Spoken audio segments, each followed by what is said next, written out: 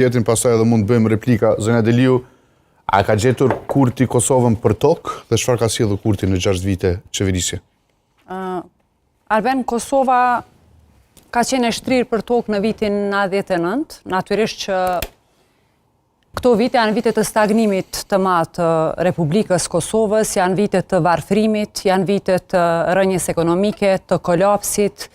Unë me koleget e mia sot kam qenë në Gjakov dhe kemi pas rast që të bashkëbisedoj me qytetarë atje. Besoni, çmimet janë brenga kryesore me cilën preokupohen sot qytetarët e Kosovës.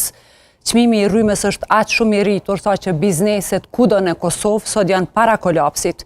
Kemi familje të cilat e kanë të pamundur t'ia dalin muajit për shkak të kostos të lartë të jetesës, për shkak të çmimit të rrymës, për shkak të kredive që janë çdo i dyti qytetar në Republikën e Kosovës i zhytur në kredi, dhe në këtë gjendje të rëndë vetëm një gjë ka mbetë e njëjtë, kanë mbetur pagat e njëjta dhe Kosova ka stagnuar në të gjitha drejtimet. Pra për 6 vite të qeverisjes nuk e kemi një projekt të vetëm strategjik që sot do të mund ta përmendte Kosova dhe qytetarët e saj. Edhe statistikat e fundit në shkallën e varfërisë, pra Kosova vazhdon të jetë në ndër vendet më të varfra në Evropë, dhe në anën tjetër ne kemi një qeverinë detyre e cila sot krekoset me gjendje në rënd cilën është Kosova. Për 5 vite, 400.000 qytetar e kanë lëshuar vendin, dhe këtu po flas jo vetëm për qytetar të zakonshëm, po flas për profesionistë të profesioneve të ndryshme.